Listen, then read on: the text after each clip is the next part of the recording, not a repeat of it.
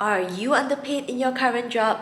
In this episode, I want to share with you the 5 ways for you to figure out and research the salary that you should be making. So basically, what is a fair salary for yourself? And this is a research that you should be doing before accepting any job offer, or maybe it may help you to consider if it is time to look out for any new opportunities. So if you also stay to the end of this episode, I will also share with you what you can do to continue to increase your value so that you can make more money and get a much higher salary in your future career. So let's dive in. The first method that I would recommend is to go to these anonymous private salary websites, for example Glassdoor.com, where you can find out a lot of salary information for the industry, for the company, for the job title, specific locations, any specific nuances. You can always go to websites such as Glassdoor.com that are private and confidential.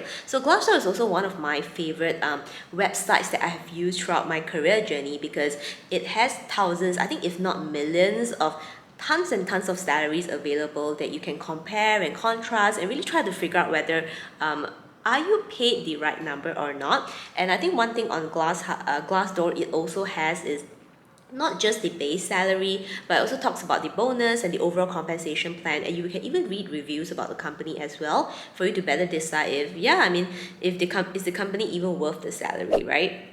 The only thing I think that's the bad thing about Glassdoor is that you cannot find specific information. So for example, if you want to know the specific salary for this one person, like what is the person's job title, what is the person's age, and how much exactly is this one person making, that information is not available on Glassdoor. It's more of a overall range of salary after taking into account hundreds if not thousands of salaries. So it's kind of like an average, but it would be a really good indicator for you to take a look at before you accept any job offer or really start to figure out whether you are paid fairly or not. So there is also a way to find out very specific salaries as well. So by job title, by age, by industry, by location, and all these other more like detailed stuff, what you can do is to go to specific Instagram pages that are really focused on providing salary information anonymously, privately, and confidentially. So what you'll find in these Instagram pages, and there are actually some really good ones as well, is you can see the job title, the age, the how many years of experience, what is the location, the working experience, like a little bit of a description as well. So there's actually a lot more detail compared to websites such as Glassdoor, which was what I mentioned earlier. So there are 2 Instagram pages that I would highly recommend that you check out. The first one is Malaysian Pay Gap. So this was a Instagram page that really covers a lot of the salaries in Malaysia that blew up quite recently. So there are some really good information in there. The other one I would recommend is, again, also an Instagram page, is the official Singapore Pay Gap. So official Singapore Pay Gap. And this is also something that you can check out if you are interested to work in Singapore. Now, I am a career coach, and a lot of times, a lot of my clients, connections, and a lot of people that I meet, one of the questions they always ask me is, MEI PHING, how do I work in Singapore? And how do I make sure that I am making the right salary when I'm working in Singapore, right? When I'm accepting the job offer. So this is a really good Instagram page, official Singapore Pay Gap, that you can really check out by industry and really go into a little bit more detail on whether the salary number is the right one for you. And this may also help you to make a decision on whether you want to look out for new opportunities or anything else like that. The third method to find out your salary is to go to job search websites and job search portals. So job search websites, while you may not specifically get the exact number, a lot of times they will actually give you a range, like the lowest number to the highest number, that you can at least get an indicator whether are you on the lower end or are you on the upper end.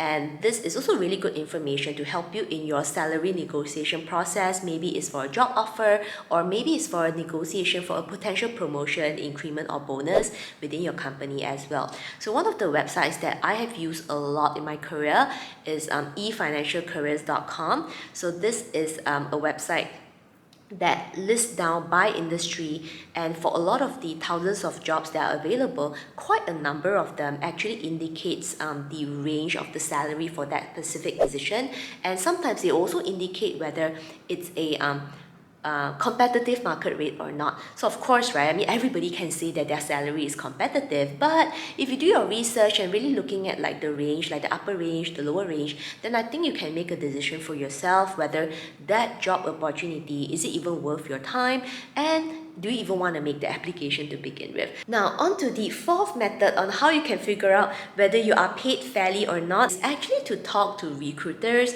So these are recruitment agencies, recruiting agents, recruitment consultants. So a lot of times recruiters work very closely with the hiring managers, with the teams, with the company. So they do have very specific information on the kind of money and salary that you can make for a very specific role. And most of the times they are also very aware of like the current job market rate and realistically what is the kind of number that you can be looking at as well. So my favorite method to attract recruiters' attention actually is by having a LinkedIn strategy, and this is something that I also teach to a lot of my clients and students in my program, the Corporate Survivor.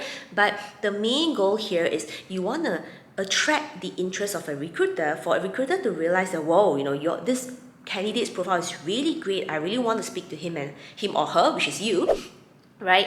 You want to make sure the recruiter feels like, whoa, I really want to speak to him or her. Then when you are in a conversation with a recruiter, what you can do is to try to find out, okay, for somebody with my experience, what can I expect, and like what would be a realistic salary, like how much have other people made, and like what can I potentially do, right, to make more money, or rather the pay that I'm making right now, is it like a fair pay and stuff. So there are a lot of conversations that you can have with recruiters, and there are many ways to go about it. But the point I want to share with you here is that it is possible, but first you need to learn how to cultivate that relationship, and one of the best ways you can do that is utilizing LinkedIn, which is a professional networking platform, and you just want to make sure that you are networking strategically to make sure that you can really build the strongest relationship possible, that you can gather this information for your future career. The next tip to gather salary information is to speak to your trusted friends, family, and network.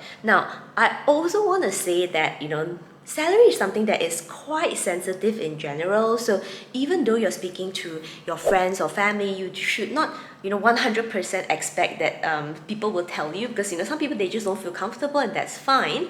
But perhaps within your network, there could be somebody or someone who has worked in a similar company before, or worked in a similar position before, that can share a little bit more insights on what you can expect, and more importantly, the kind of money that you can expect. And this is really something that you can hear like firsthand from the person who has already made the money. So thank you for listening to the end of this episode, and now I want to share a bonus tip with you on how you can continue to improve and increase your value so that you can continue to ask for more salary along your career journey. Improve yourself and continue to increase the value that you bring to your team, your department, as well as your company. So what does improvement look like, and what does increasing value look like?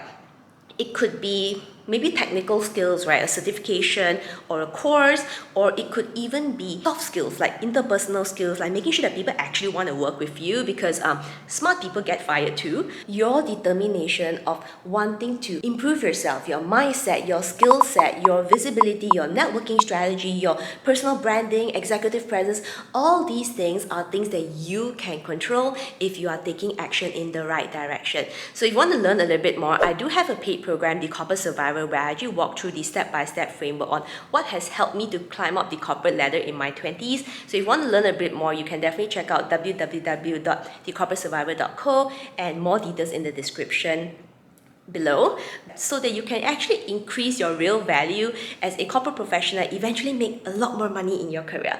So head on over and check it out. There is one thing that nobody can actually take away from you, and that is you. Always remember that the power is you.